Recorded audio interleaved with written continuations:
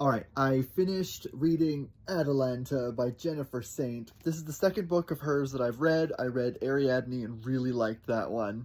This one was really good. I don't think I liked it as much as Ariadne, but the character arc is still really good, and I love the way that she adds depth and humanity to the characters. She makes them flawed and interesting, and just the journey that she goes through from beginning to end as she kind of starts to realize what it is that she actually wants out of the world. And I really appreciated it.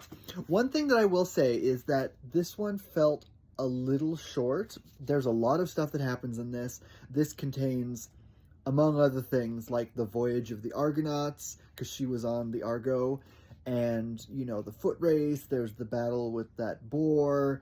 There's all of her stuff with Artemis. There's a lot of stuff, and it covers quite a long time. And I kind of wish that we had had a little bit more time, like, in the moments. Things like action scenes, battles, fights with creatures and monsters and other people and stuff. I felt like those were kind of, not rushed, but they could have been drawn out a little bit more.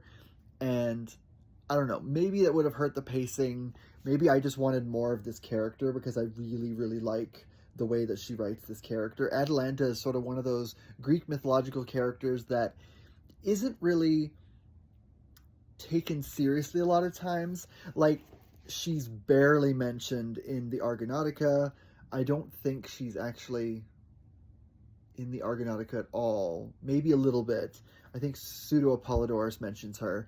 But for the most part, she's not really mentioned. And this book actually does kind of address that, of sort of why she's not mentioned as being part of the Argo voyage.